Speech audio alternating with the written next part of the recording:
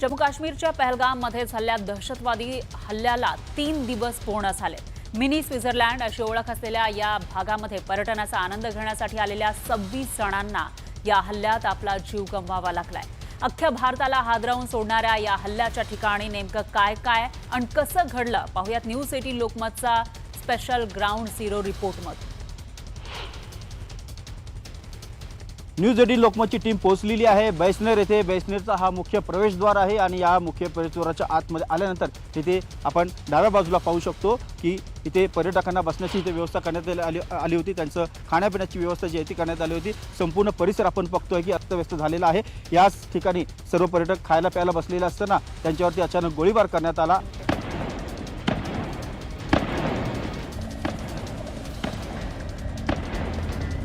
बैसरनच्या याच व्हॅलीत दहशतवाद्यांनी अतिशय क्रूरपणे 26 पर्यटकांना संपवलं।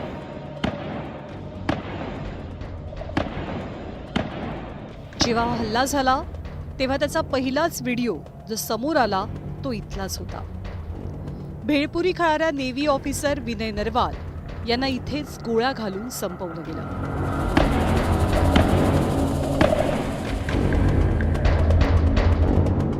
आपण इथं पाहत असाल एक भेलपुरीवाला आहे। साहजिकच आपण प्रत्येक पर्यटन स्थळी आपण पाहतो की सर्व पर्यटन स्थळाच्या इथे पर्यटक जे आहे ते आवडीने भेळ जे आहे ते खात असतात। इथे संपूर्ण भेलपुरीचा जो स्टॉल आहे तो इथे पडलेला आपल्याला पाहायला मिळतो आहे आणि समोर आपण पाहत असाल की जेवणाची व्यवस्था होती ती देखील इथे पूर्णपणे उलतापालता पडलेले आपल्याला पाहायला मिळते। सर्व टेबल उलटे झालेले पाहायला मिळतात। अनेक खुर्च्या ज्या आहेत त्या इथे तुटलेल्या देखील पाहायला मिळतात आणि ते खूप मोठा गोंधळ आणि जीव वाचवण्याची एक प्रकारे जी चढाओढ जी आहे ती लागली होती।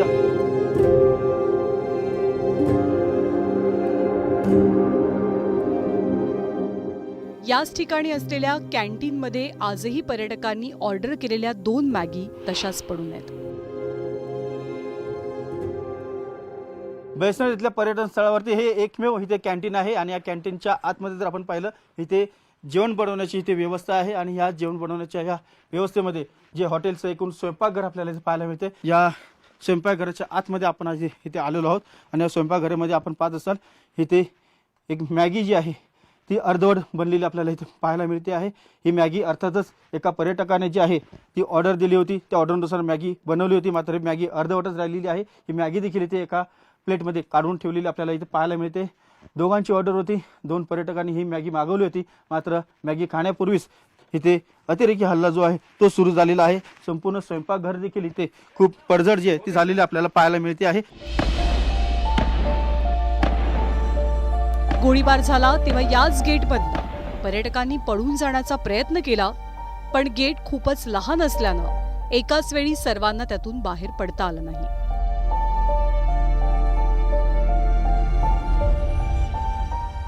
याच प्रवेशद्वाराजवळ देखील अनेक जे पर्यटक होते त्यांना मारण्यात आलेलं आहे, कारण जे पर्यटक आपला जीव वाचवण्यासाठी या गेटमधून बाहेर पडण्याचा प्रयत्न करत होते। प्रयत्न करत असतानाच अतिरेक्यांनी या पळणाऱ्या जीव वाचवण्यासाठी पळ काढणाऱ्या पर्यटकांवरती देखील अंधाधुंद गोळीबार केलेला आपण इथे बघू शकतो। इथे अनेक पर्यटक पडले होते, त्यांचे रक्ताचे डाग जे आहेत ते देखील आपल्याला इथे पाहायला मिळतात। इथे पाहू शकतो 2 ठिकाणी इथे रक्ताचे डाग जे आहेत पर्यटकांचे ते इथे सुकलेले आपल्याला पाहायला मिळतात। अतिशय हृदयद्रावक असं चित्र जे आहे ते पुन्हा इथे आपल्याला पाहायला मिळतं। हा एक छोटासा गेट आहे आणि याच गेटमधून अनेक पर्यटक आपला जीव वाचवण्यासाठी इथून बाहेर पडण्याचा मार्ग पाहत होते।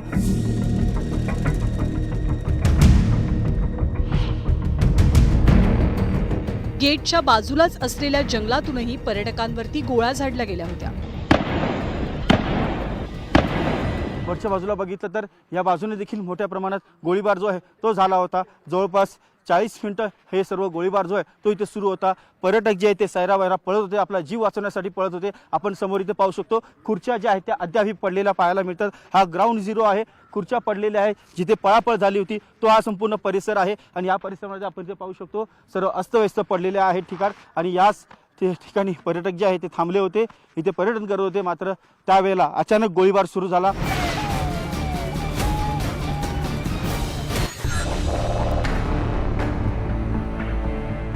हजारो पर्यटकांच्या गर्दीत आलेले दहशतवादी कुणाला ओळखूच आले नव्हते। जे अतिरेकी आले होते ते अतिरेकी एक खाकी रंगाचा जो आहे गणवेश तो घालून आले होते आणि सर्वच जवळपास अतिरेक्यांच्या डोक्याला एक गोप्रो कॅमेरा जो आहे तो असल्याचं साक्षीदार असलेले जे पर्यटक आहेत ते सांगतात. जे इथे नरसंहार घडलेला आहे त्याचं सर्व गोप्रो कॅमेऱ्याच्या माध्यमातून त्या अतिरेक्यांनी शूटिंग देखील केलं होतं. दहशतवाद्यांनी पर्यटकांना त्यांचा धर्म विचारला आणि गोळ्या झाडल्या. पर्यटकांचं सांडलेलं रक्त आजही इथे दिसतंय. तर आपण इथे पाहत असाल इथे जमिनीवरती आजही रक्ताचे डाग जे आहेत ते आपल्याला इथे पाहायला मिळतात. इथे एका पर्यटकाचं पार्थिव जे आहे ते पडलं होतं, त्याला गोळी लागली होती आणि गोळी लागल्यानंतर त्याच्या शरीरातून जो रक्तस्राव झालेला आहे तो रक्तस्राव इथे मोठ्या प्रमाणात झालेला आपल्याला पाहायला मिळतोय. आणि हे रक्त आहे आपल्या भारतीय पर्यटकाचं, ज्याच्यामुळे त्याचं प्राण जे आहेत त्यांना गमवावे लागलेले आहेत. अतिशय हृदयद्रावक असं चित्र आहे. आपल्या आप्तसोकियांचं असं रक्त सांडलेलं या जमिनीवरती पाहायला मिळतं आहे. आणि हे संपूर्ण चित्र जे आहे ते सांगत आहे, आक्रोश करत आहे की आम्हाला न्याय हवाय. पहलगाममधला हा हल्ला गेल्या 6 वर्षातला काश्मीरमधला सर्वात मोठा दहशतवादी हल्ला आहे आणि या हल्ल्यानं प्रत्येक भारतीय मुळापासून हादरून गेलाय. एक नंदनवन आहे, इथे आनंद घेण्यासाठी सर्वसामान्य भारतीय पर्यटक जे ते आले होते, मात्र इथे आलेल्या पर्यटकांना आपला प्राण जो आहे तो गमवावा लागलेला आहे. इथे जे पर्यटक आपल्या कुटुंबियासह आले होते त्या कुटुंबियांना आपल्या डोळ्यासमोर आपल्या आप्तसोकियांना प्राण सोडताना पाहावं लागलेलं आहे. अतिशय विदारक असं हे चित्र होतं. हे चित्र पुन्हा या भारतात पाहायला मिळू नये अशी इच्छा सर्व भारतीय व्यक्त करतात. आणि या थरारक घटनेचा, या नरसंहाराचा भारतीय लष्कराने लवकरात लवकर बदला घेतला पाहिजे अशी इच्छा, अशी मागणी भारतीय लष्कराकडे प्रत्येक भारतीय करताना पाहायला मिळतोय.